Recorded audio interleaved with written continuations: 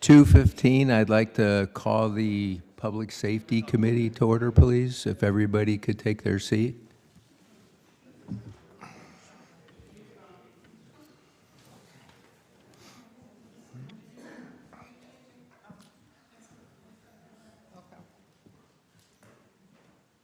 Okay, I'd like to call the meeting to order. Let the record reflect that all committee members are present and in council chambers.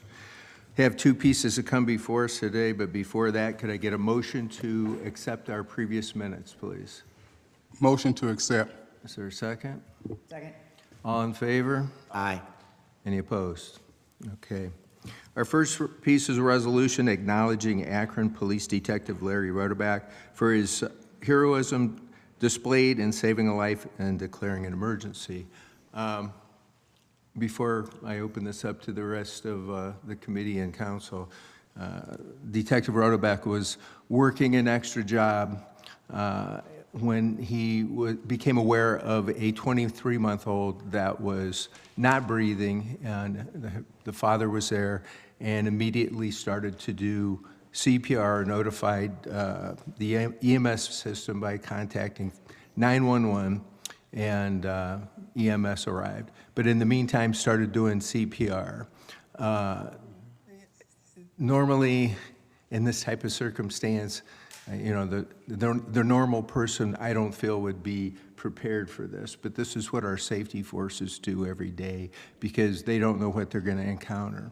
And it was found out later that this child had ingested fentanyl.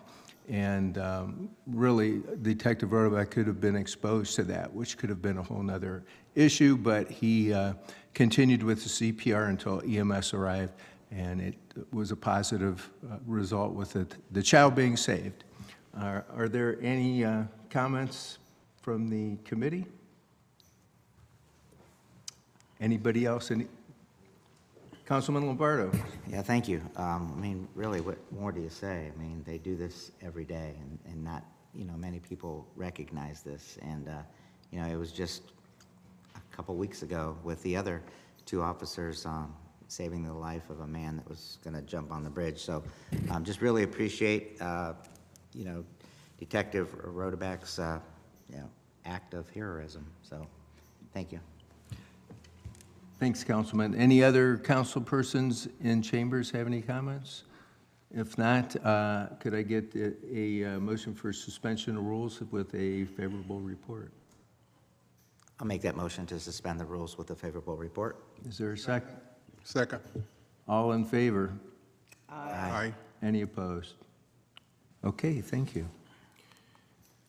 Okay, the next piece we have to come before us, we will have presented by Captain McCosey. That piece is authorizing the mayor or his designee to enter into a contract or contracts to purchase and replacing police firearms and declaring an emergency. Captain McCosey. Good afternoon, Mr. Chair, members of the committee.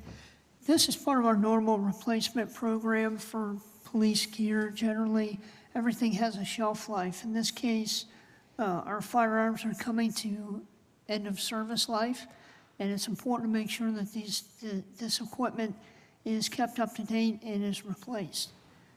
In this case, we'll be funding this purchase through a couple of grants, and we also will be receiving credits for trading in the old ones. So we're going to take our old firearms that, as the officers are transitioned out and into the new equipment, the old firearms will be traded in. We'll get a credit from the vendor on that, and that's the project. These will have, I should mention, these will have new optics on them, which is the sighting system that will improve their accuracy. And they've done a couple of studies on it, and we've had a couple of situations here in Akron where it showed to be very beneficial to have those new optics. It makes them more accurate, especially under stress. So, Thank you. Any questions from committee members? Councilman Lombardo, sir. Thank you, Captain McCosey. So I had no idea shelf life. I don't even own a gun. So educate me and maybe ask what's the normal shelf life of a firearm, maybe what it was, what it is with the new firearms. So it's really a useful life based on use. Right. Not so much on time, or so I guess shelf life is probably the wrong term, the useful life. And typically that's about 5,000 rounds through the firearm, and then it's time to replace it. At that point, you start to have problems with the inner workings of the firearm, springs, things of that. The actual barrel gets worn.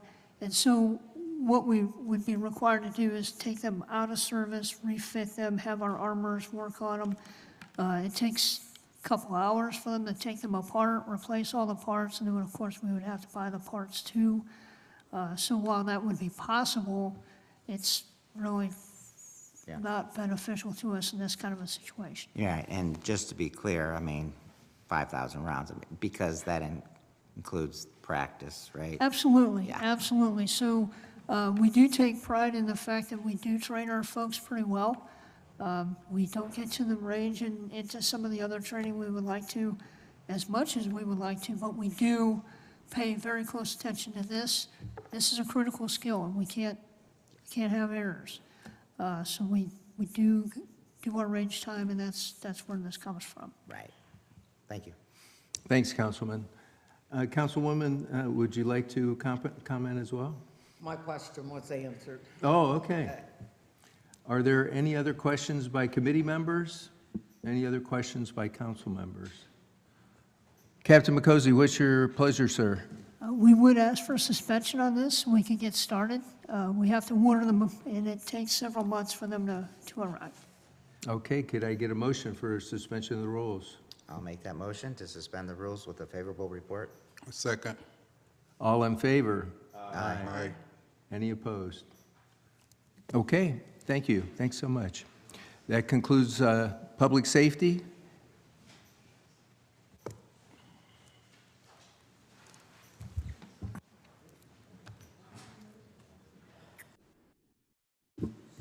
Our next committee of the day is the Health and Social Services Committee, and it will begin at 2:30.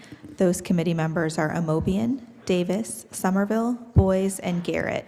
Again, that's the Health and Social Services Committee, and it will begin at 2:30. Thank you.